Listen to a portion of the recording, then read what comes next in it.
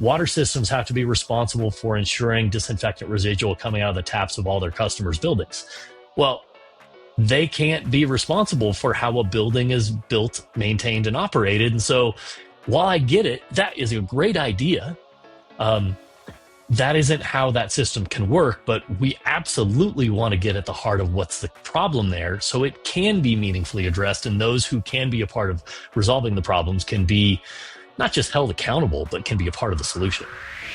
Welcome to the Make Water Work podcast, where we dive into the people, ideas, and innovations shaping the future of water.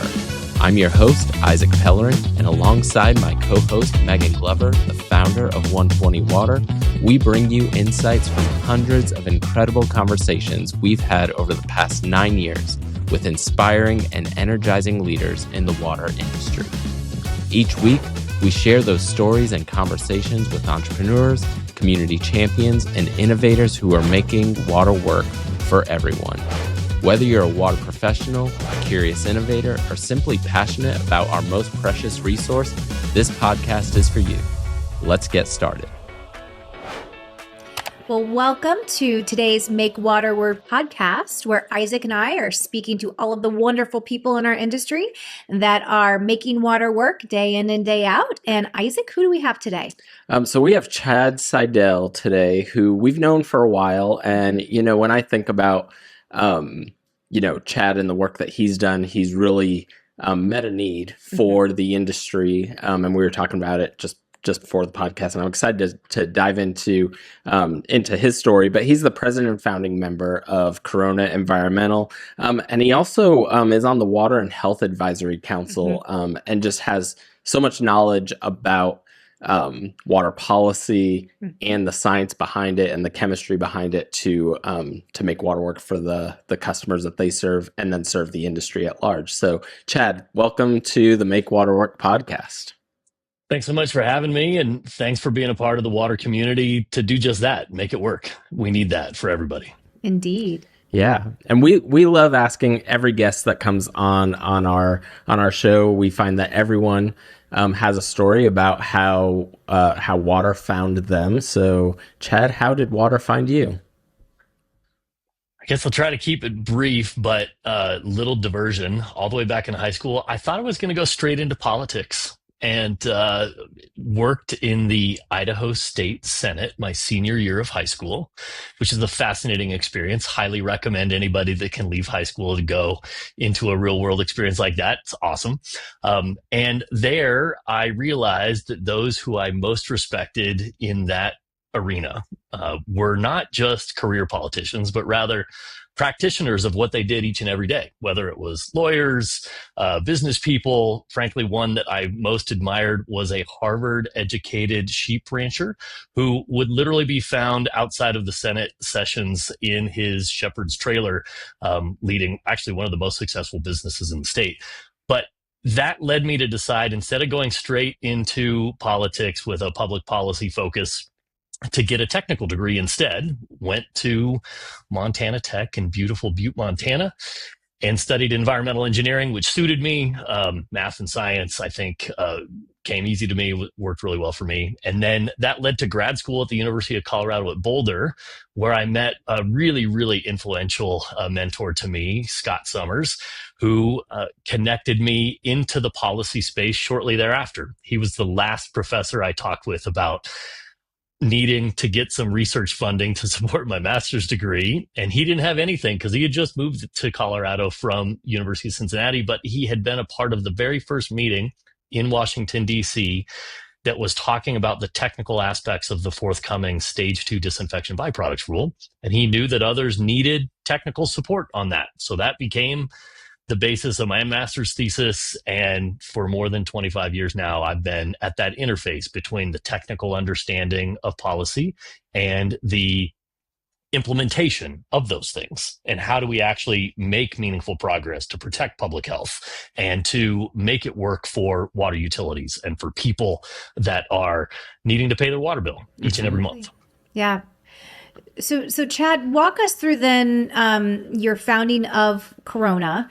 Because as I understand it, you were a big engineering firm prior to founding Corona. And I was telling Isaac, I admire you and why you started your company, because I think you were really filling a niche that maybe some of the larger engineering firms just may not have more focus on. So can you kind of walk us through that journey from your time up until forming Corona?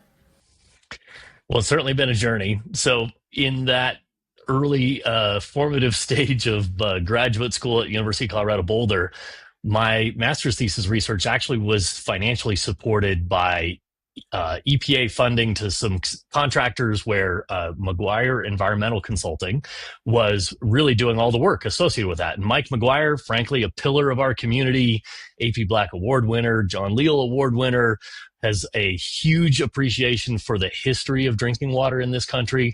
I got to learn from him. They funded my master's research. They were the contractor doing that technical work. So that's where I started. And that was a place that was very much like what we're trying to do at Corona. Meet the need of questions and concerns that aren't typical engineering projects. From there, I went to a larger firm because that firm was acquired, ended up joining another smaller firm that had a little bit more of a focus on those more tangible interface between policy and reality. That firm also was acquired by a larger firm. And then I started Corona with others that had gone through some of those similar processes and came to the realization that firms have to be purpose built for what they achieve. If you want to have a firm that does the niche, never been done before, unusual water quality data policy things, you need a firm like Corona, because other larger firms aren't built to do that. If you want a firm to oversee $1 billion infrastructure program that needs lots of design and project management, you aren't coming to us for that. You need other firms that do that kind of work. And so I think you're right, Megan. There was a gap in our community that wasn't being filled sufficiently when we started Corona Environmental Consulting, 13 plus years ago now. And we've seen the need for it continue. Grateful for that, grateful for the opportunities we have to step in and solve sometimes really emergency responses, but also some proactive responses to beg the question, how can we be doing better in drinking water for public health protection? Yeah.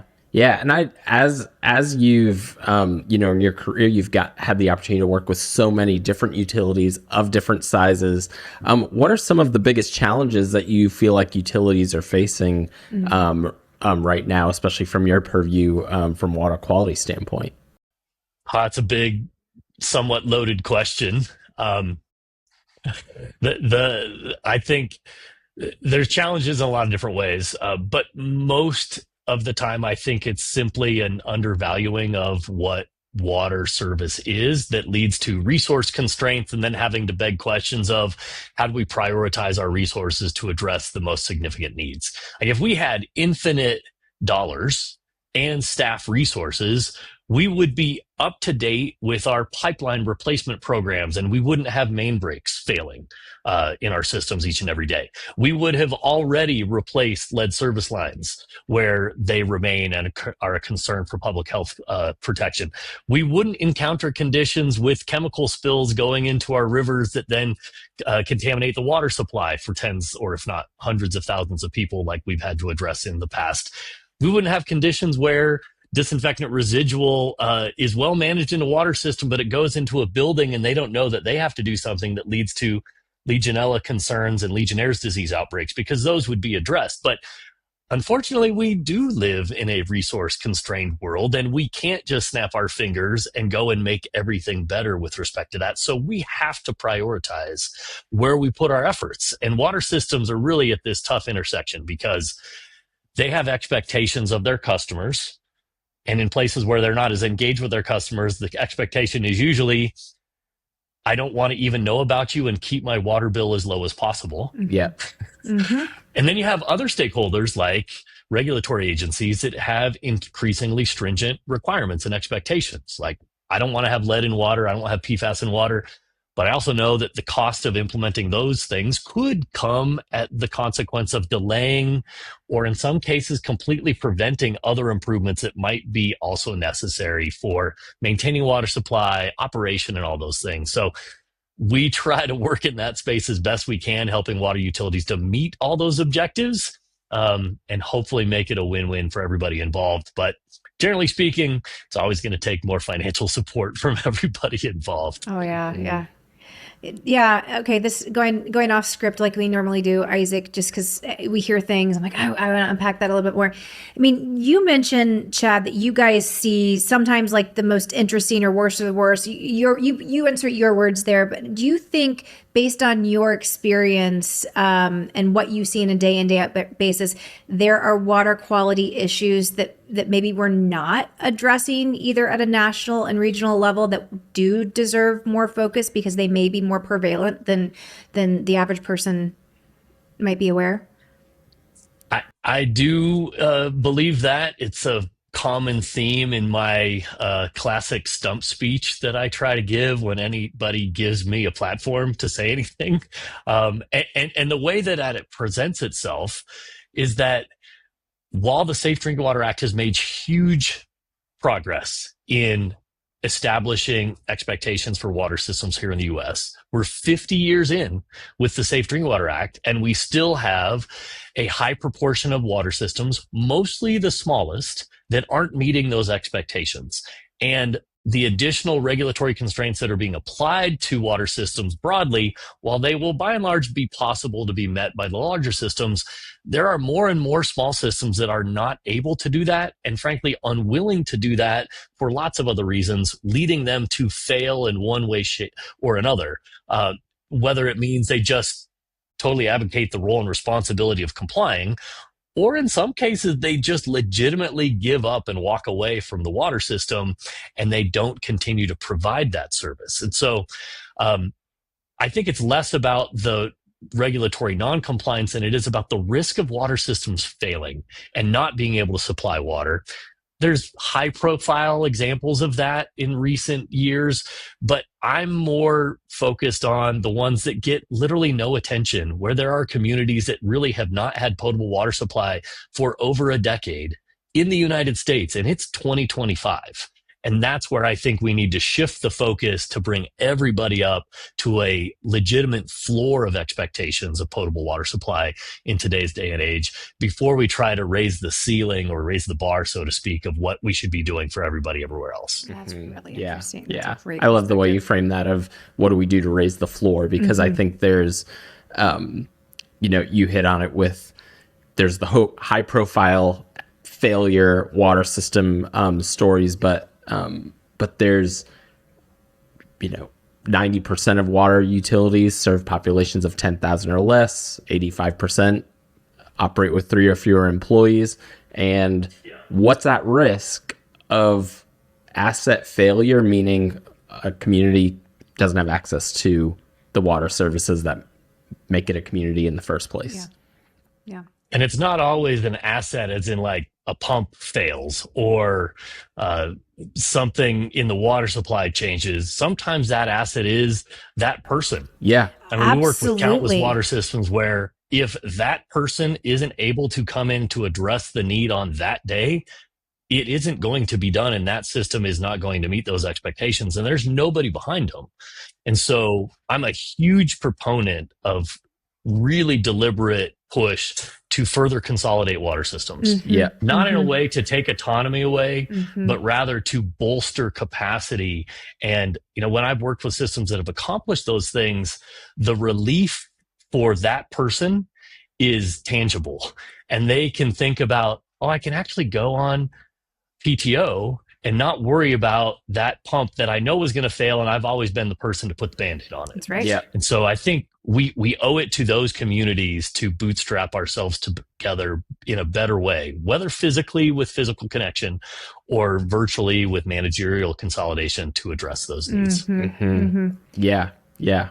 So what is your, with all of these competing priorities and, limited resources, like Chad, how do you guide your customers or even, as your mentor in the industry, like how do you guide systems in helping them prioritize to the best of their ability what they can accomplish, right, under their structure? Do you do that at all?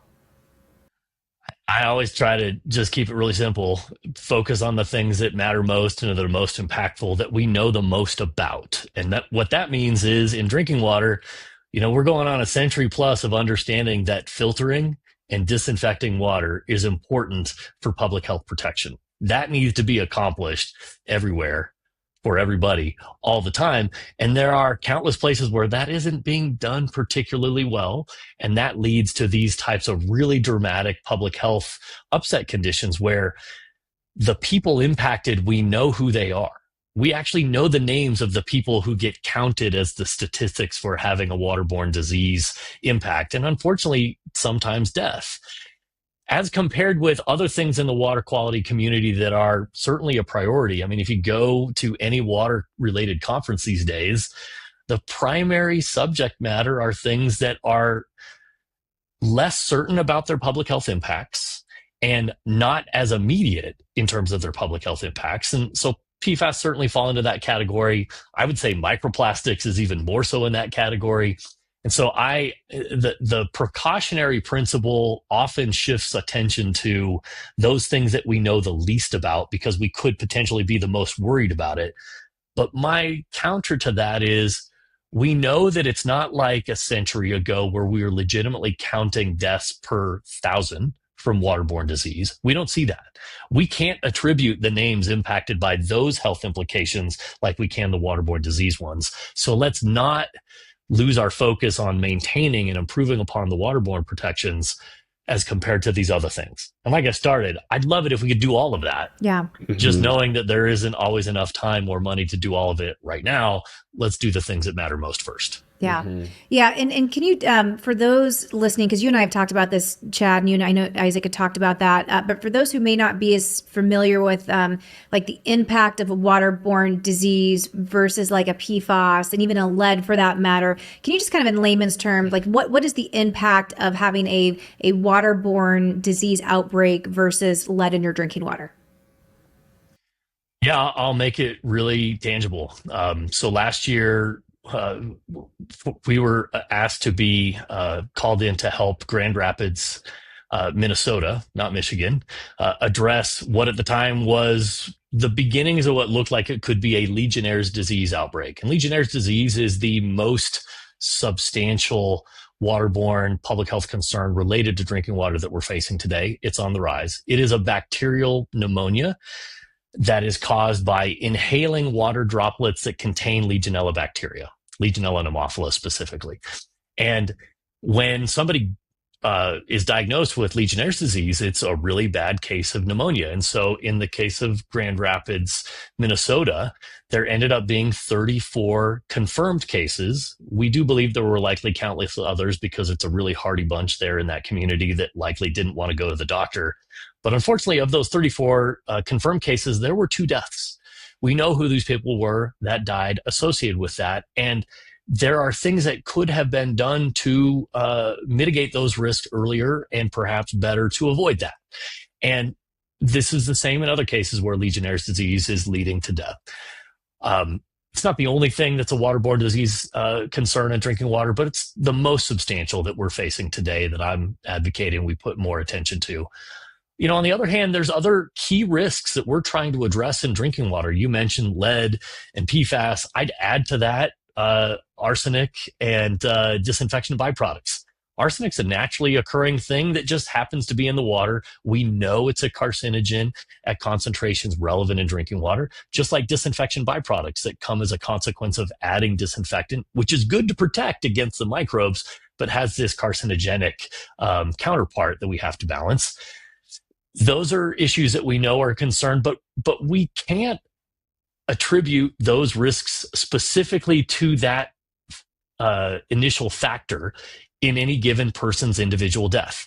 Even more so for PFAS and those health implications, which cancer is one of the areas that EPA has said is a driver, although other international health bodies don't subscribe to that same school of thought.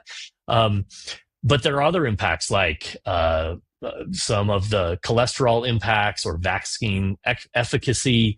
They're less, we're less able to ascribe how those risks are really felt in the populations in our communities. And then the last one on lead, we have all the evidence that says it causes neurodevelopmental impacts, particularly in kids, and obviously for newborns, specifically during pregnancy. And we want to avoid those risks, but it's not as directly measurable as I was impacted by this waterborne disease issue, whether it was Legionella or Cryptosporidium or even more esoteric things like we've got called in to address, like Naegleria fowleri, the so-called brain-eating amoeba. Exceedingly rare, completely preventable, but still has happened in this country. So that's where I just want us to focus on. Let's make sure we got all that really good and nailed down. And then let's tackle these things that we think, yeah, that could also be a problem. Yeah. Let's also not let that get worse. That's not good for you. It's what's a contributor versus the cause. Yeah. Like, if I just say it's like, we know that lead and some of these other things may have contributed factors to larger public health issues, but some of these other waterborne illnesses are the cause of death. Safe to say. Yeah. Yeah.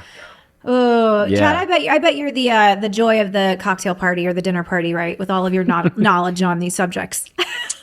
Yeah, like any of us in the water community, I think we're generally known as the water nerd in any of those situations. And I will engage in the conversation when folks ask me to, but I generally try not to just jump into that agenda right off the bat.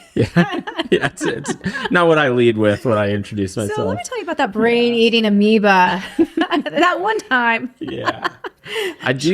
I am curious too, just as you were talking about that, I was thinking about the work that you do with the Water Health Advisory Council. Can you talk a little bit about how that council came together and what its mission is and what that work is? Yeah, glad to. So the Water Health Advisory Council actually started before I knew about it. It was brought together by a number of folks within the water community representing views from utilities, research organizations, some other nonprofits, water utilities, and academics, with the intent to bring just unbiased technical information to support these types of objectives of how do we prioritize public health protection in drinking water in particular, and how do we bring information to inform those topics. And so I was, I think, first asked to come and talk to the council about an issue. I think initially it might have been about disinfection byproducts, and then that conversation kind of transitioned into conversations around PFAS and questions that were arising even maybe 5 years ago there. And I was grateful to be asked to become a part of the council and really proud of the work that we're doing to achieve that mission of developing and sharing, communicating information on these subjects with a broader audience than just the drinking water community.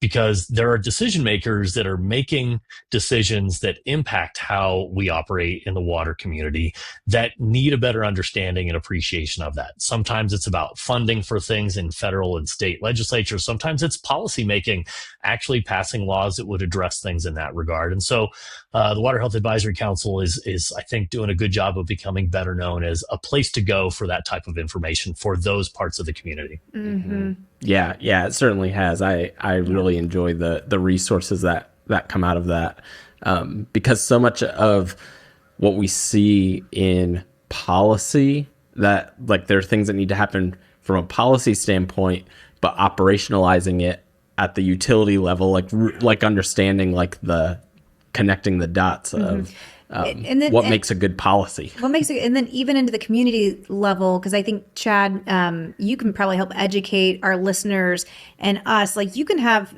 decent policy and the utility can follow that policy, but sometimes once water flows into a private or commercial entity, that's where the jurisdiction gets a little muddy. And as we know, working in like lead in schools programs and Chad, you brought up Legionella, there are water issues inside these facilities that aren't necessarily the jurisdiction of the regulators. Mm-hmm. And I think it's really interesting the work that you're doing around that. And I think the advisory helps to kind of bridge and kind of bring awareness that we have to think about the entire ecosystem and how water flows and how we have to like bring all of those stakeholder groups together. Is that kind of a fair statement too, of kind of what the exposure that you're trying to bring to the advisory group?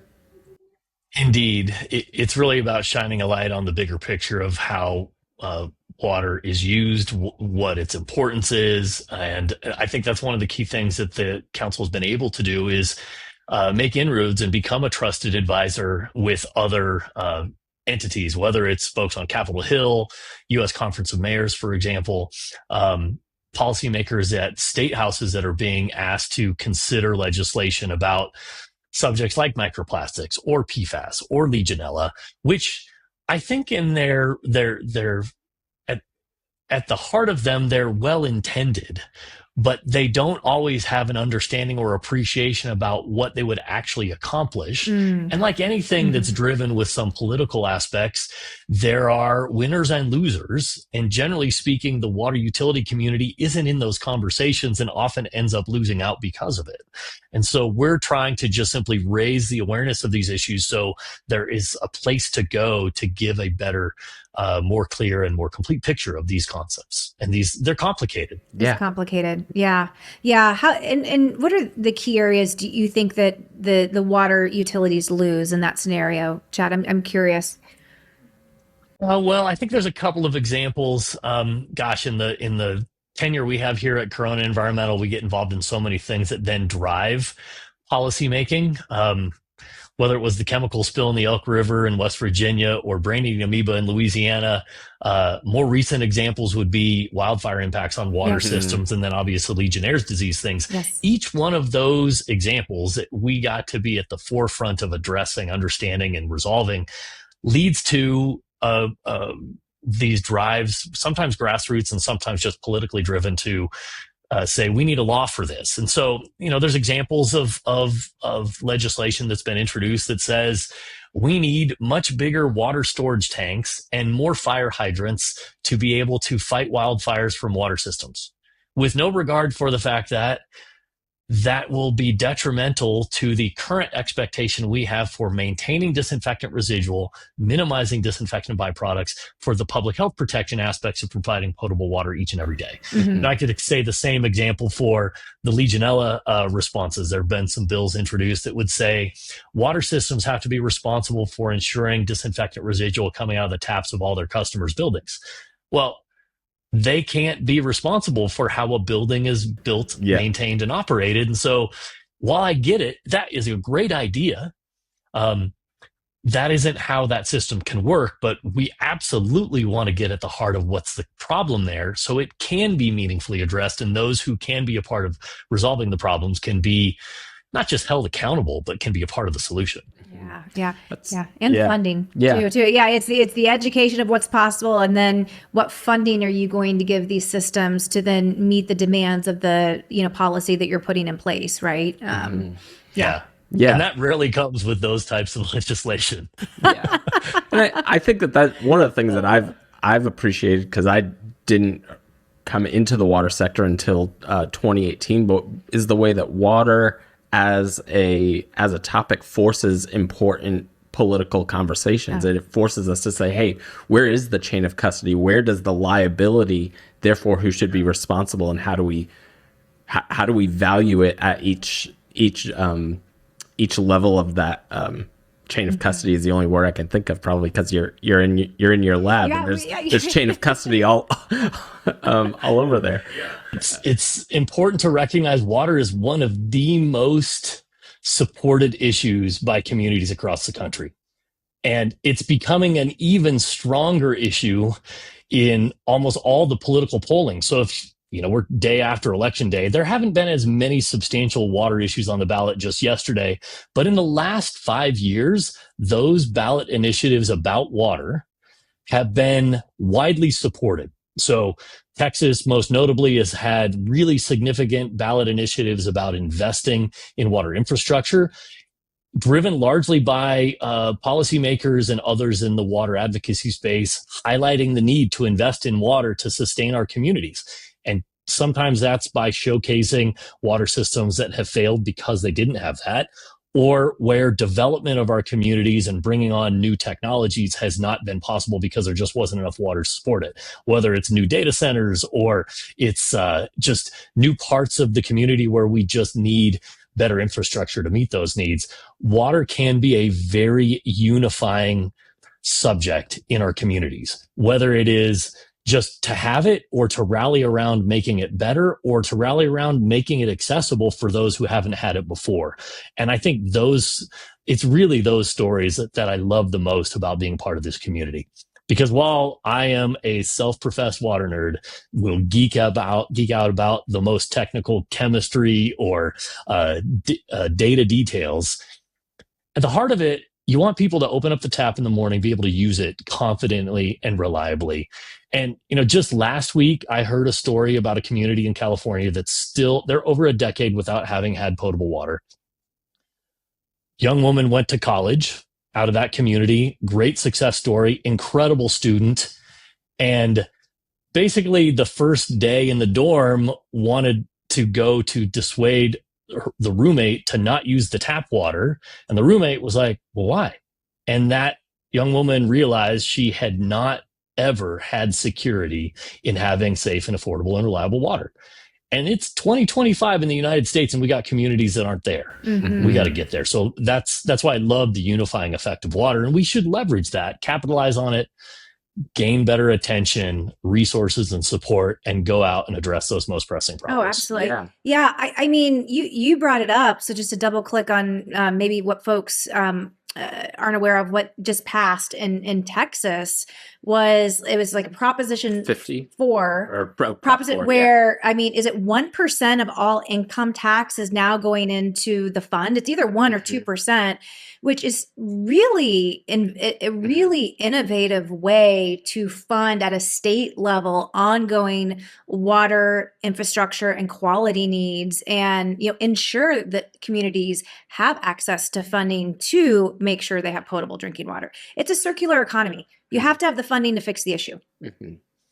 Yeah, I think there's two sides of that they've been cognizant of, and they've been following how others have been working to address this, and some other examples. On one hand, they've been open to the starting of that process. You got to start with assessing what the needs are. You need a legitimate needs assessment to understand where water systems are, to what degree they are already failed, at risk of failing, or what will likely lead to them failing. And we generally don't have the answers to those questions in most places these days. Some states do a better job than others. But then on the other side is what you're just saying, Megan. When you invest in water, the return on those investments are many more dollars than the dollars you put in. And it manifests in ways for the local community and for others in a broader community that come to help solve those issues. And so that's why I think there's good support. People can support it locally, and policymakers can support it because it supports their broader constituency. Yeah. Mm-hmm. Yeah. And I think that passed like by 80%, an overwhelming majority. Now, you're always going to have folks you're never going to get 100%, but I mean, that's as bipartisan as it comes, right? And I feel like, we're seeing that play out in the polls, and water's good for business. Mm-hmm. It really is. It's not a partisan issue at all. People really want to be able to do what they can do there. Yeah.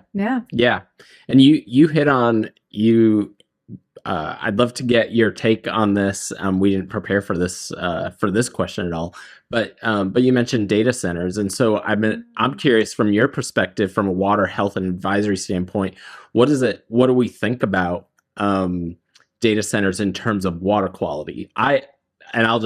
But before you answer the question, I'll just say, I've just been noticing an opportunity for the public to understand the value of water, because they're hearing, hey, they use a lot of water. Hey, that's our water. So it's a little bit of like that's a resource. What does our community want to do it? But I'm also curious from a water quality standpoint, how you see that. Yeah, it's interesting. Water quality rarely comes up in the conversations about how data centers may implicate the communities where they're being implemented. There's a handful of water utilities that have a long history of supporting data centers already. We know how to meet those needs. While they can be a significant water user, they're really advancing everything they can to be able to limit the amount of water they need and the way that they reuse water. So I'm actually less concerned about the water use and quality implications under the current conditions of how they're using it, or needing to use perhaps a bit more of it. I'm more concerned about what happens after that, when the technology changes that then doesn't require that water use, because that parallels other situations when, in some of the Rust Belt communities, when industry went away that was a big water user, you're left with all this big infrastructure that then is oversized to meet the needs of what remains and can't be well addressed to maintain the public health conditions for the conditions or for that community that's left behind. And so I'm more worried about the after than I am about the now. And I think there just needs to be the costs of addressing the after need to be built into addressing the now. That is a really great takeaway. I'm glad you did too. Because I was just talking to, in the past week, I've had conversations with two water leaders. One who is experiencing a lot of population growth, and so they need to. It's going to take 5 years to build the infrastructure to meet the population growth demands. But then another one that is trying to operate at they only have 80% of the rate base because of so much industry leaving. And now they're left with, it's hard. How do you can't raise rates. Like, we're trying to support a drinking water infrastructure, but we don't have the population anymore to support it. That's a key indicator of likelihood of a water system going to fail is population decline. And it manifests in just oversized aging infrastructure that's too expensive to replace, lack of sufficient staff to operate and maintain those systems. And just when you have limited resources to address needs that are bigger than what you've got, you can't do it all. And so something's got to give.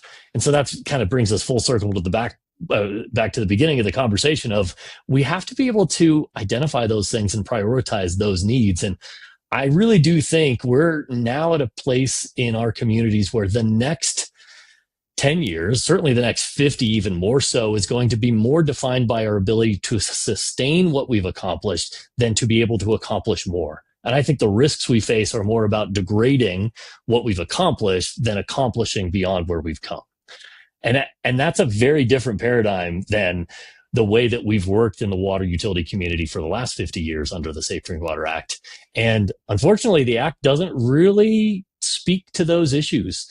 It has an expectation to just keep pushing to do more and layer on more. And I just hope that we can use it effectively to do so while not letting what we've already accomplished erode in any way.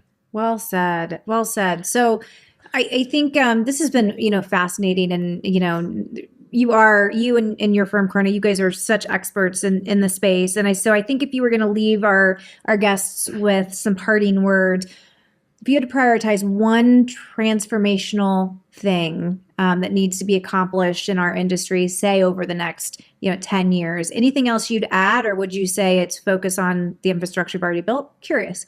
What's your answer to that? I really think it's organizational. I think I would ask water systems that are capable. Generally, that means larger. Look around you, look within your water system, and those systems that are within your system that are smaller or contiguous or within not too far away that you could assist. Maybe not completely through consolidation, physical or organizational, but in some way make those connections. We need a better, stronger fabric of water utilities to address the needs that we're going to have to overcome in the coming years. And so that's where I think it starts. It's got to start organizationally. Yeah, I'm a water nerd that would run experiments here at our lab or run data analysis on the servers we've got with all those out there in the office. That's a part of it, but it's got to start with the organizational steps, because without that, we're just going to have all these little fragmented systems that can't respond, that don't have the capacity. And even though we could solve the problem, they wouldn't be able to sustain it anyway.